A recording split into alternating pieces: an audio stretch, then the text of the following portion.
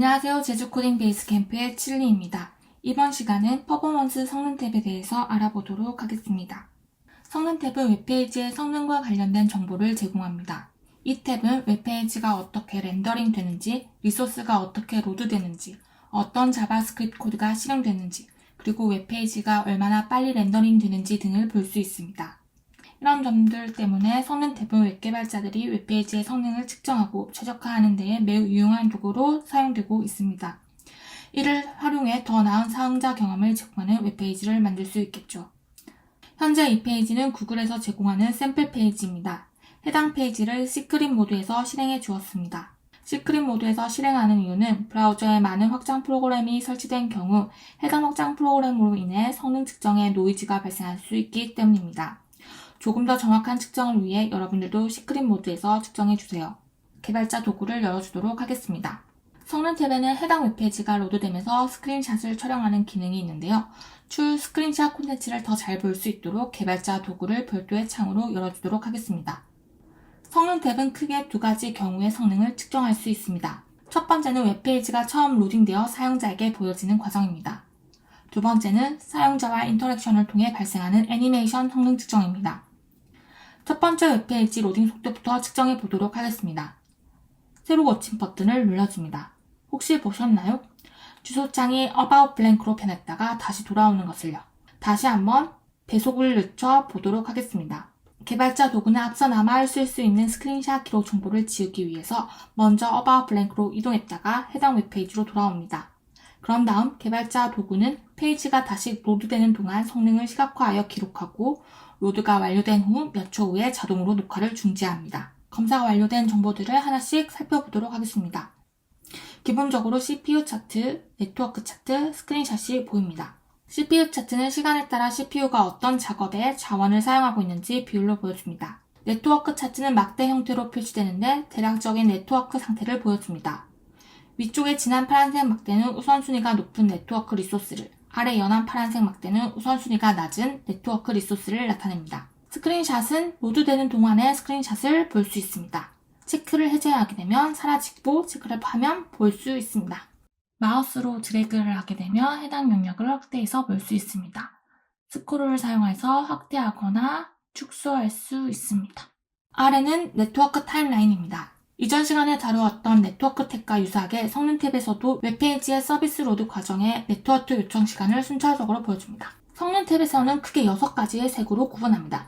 HTML은 파란색, 스타일 시트는 보라색, 스크립트는 노란색, 미디어 파일은 녹색입니다. 기타 리소스는 회색으로 표시됩니다. 확대해서 보도록 하겠습니다. 왼쪽 회색 선은 초기 연결에 걸린 시간을 의미합니다.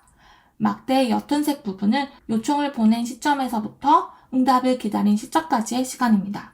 막대의 짙은 색 부분은 콘텐츠 다운로드 시간입니다. 다시 오른쪽 회색 선은 해당 요청에 대한 메인 스레드 작업 시간입니다. 프레임 영역은 화면에 변화가 있을 때마다 스크린샷을 찍어 보여줍니다. 소요 시간 영역은 렌더링 시간을 측정합니다. 기본 영역은 브라우저의 메인 스레드에서 실행되는 작업을 플레임 차트로 보여줍니다. 이를 통해서 어떤 작업이 오래 걸리는지 파악할 수 있습니다. 그 외 다양한 정보들도 확인할 수 있습니다. 하단 탭에 있는 요약, 상향식, 호출 트리, 이벤트 로그 탭에서는 전체 또는 선택된 영역에 대한 상세 내용을 확인할 수 있습니다. 요약 탭은 선택 영역에 발생한 작업 시간의 총합과 각 작업이 차지하는 비용을 보여줍니다.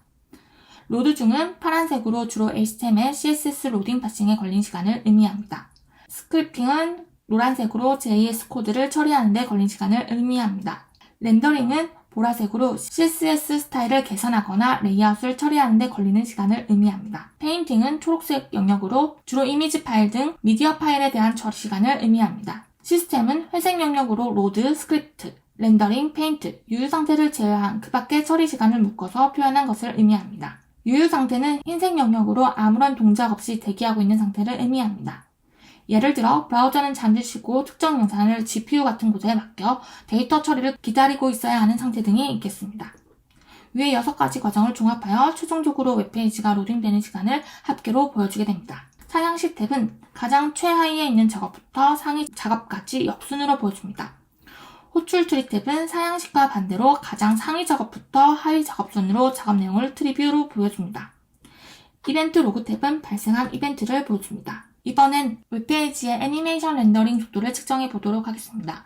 여기 보이는 버튼들을 눌러 오브젝트의 숫자를 조절할 수 있습니다.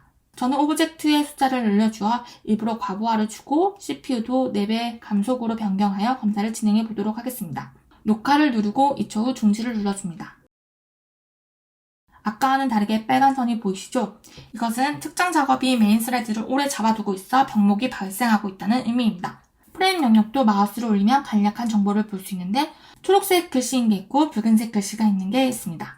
초록색은 화면이 정상적으로 출력되고 있음을 의미하고 붉은색은 화면이 제대로 출력되지 않고 있음을 알려줍니다. 이런 정보를 통해 개발자에게 애니메이션의 어느 부분에 문제가 있는지 시각적으로 알려주게 됩니다.